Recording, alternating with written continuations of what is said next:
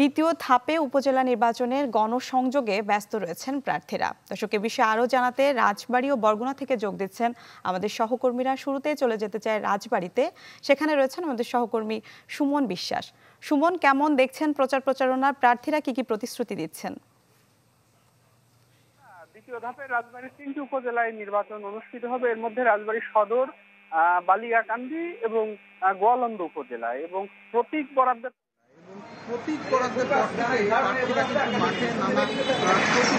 Vote প্রার্থনা করছেন। তবে রাজবাড়ী সদরে কিন্তু মোট 18 জন প্রার্থী রয়েছে। এর মধ্যে 2 জন চেয়ারম্যান পদে, 10 জন রয়েছে ভাইস চেয়ারম্যান পদে এবং 6 জন রয়েছে নারী ভাইস চেয়ারম্যান পদে। এছাড়া বালিয়াকান্দি উপজেলায় 11 জন প্রার্থী এবং সবচেয়ে কম গোয়ালন্দ উপজেলায় কিন্তু 8 জন প্রার্থী প্রতিদ্বন্দ্বিতা করছে।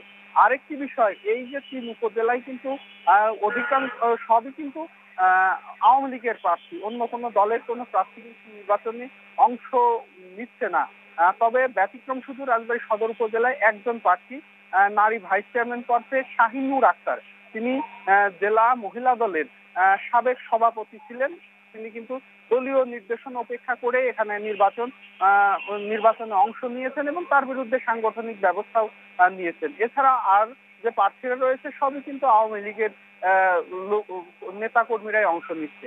এ পর্যন্ত আমরা যেটি দেখেছি যে উৎসব মুখর পরিবেশেই প্রার্থীরা তাদের প্রচারণা চালাচ্ছে এবং এই প্রচারণা চালাতে গিয়ে কোথাও কিন্তু আইন শৃঙ্খলা। সুমন, আপনাকে ধন্যবাদ। দর্শক, এবার চলে যেতে চাই বরগুনায়, সেখানে রয়েছেন আমাদের আরো এক সহকর্মী আবু জাফর সালে। মিলে আপনাকে একটু জানিয়ে রাখি, বরগুনা জেলায় 6টি উপজেলা রয়েছে। এর মধ্যে বরগুনা সদর এবং বেতাকি উপজেলায় 2টি উপজেলার নির্বাচন অনুষ্ঠিত হবে দ্বিতীয় ধাপে, এবং পাথরঘাটা, বামনা এই 2টি উপজেলা তৃতীয় ধাপে, এবং আমতলী, তালতলী 2টি উপজেলা চতুর্থ ধাপে নির্বাচন অনুষ্ঠিত হবে। তো দ্বিতীয় ধাপে বরগুনা সদর এবং বেতাকি উপজেলার নির্বাচন অনুষ্ঠিত হবে। এখানে কিন্তু 5 জন, বরগুনা সদরে 5 জন এবং বেতাকিতে 7 জন উপজেলা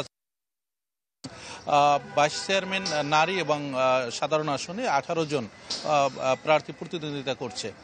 তো আপনার এখানে যারা আছে বেশিরভাগ আসলে প্রার্থীরাই কিন্তু আওয়ামী লীগ সমর্থিত, এবং বরগুনা সদরে শুধু একজন বিএনপি সমর্থিত প্রার্থী রয়েছে, যিনি জেলা বিএনপির সাবেক সাধারণ সম্পাদক।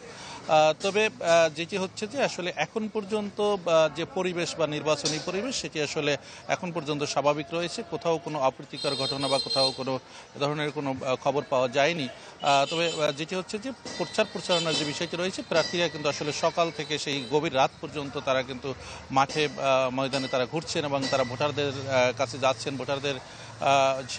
তাদের ভোটারদের যে সমর্থন পাওয়ার চেষ্টা করছেন। তবে যে বিষয়টি হচ্ছে যে আসলে ভোটাররাও তেমন একটি এখন পর্যন্ত সেরকম নির্বাচনী উত্তাপ ছড়ায়নি।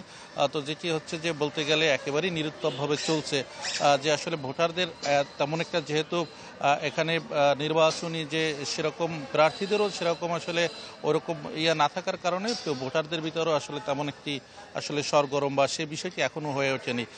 তো 21 তারিখের যেহেতু নির্বাচন, হয়তো আরও 4-5 দিন বা আরও কয়েকদিন পরে হয়তো সেই নির্বাচনী যে উত্তাপ বা সেটি জনগণের মাঝে যে সেই যে একটি তাদের যে উৎসাহ উদ্দীপনা, সেটি হয়তো আরও বাড়বে। আমি এ বিষয়ে জেলা প্রশাসকের সাথে কথা বলেছি। উনি যে বিষয়টি জানিয়েছেন যে আসলে নির্বাচন সুষ্ঠু এবং অবাধ করতে যে ধরনের পদক্ষেপ লাগে সবগুলোই আসলে তাদের প্রস্তুতি রয়েছে, এবং জেলা নির্বাচন কর্মকর্তাও এমনটি জানিয়েছেন যে আসলে নির্বাচন সুষ্ঠু এবং অবাধ হবে, সেক্ষেত্রে আসলে কোনো সন্দেহ বা কোনো ধরনের শঙ্কার আসলে কারণ নেই। এই ছিল বরগুনা থেকে সর্বশেষ। মিলা, আপনাকে ধন্যবাদ। দর্শক, রাজবাড়ী ও বরগুনা থেকে উপজেলা নির্বাচনের প্রচারণার খবর জানাচ্ছিলেন আমাদের সহকর্মীরা।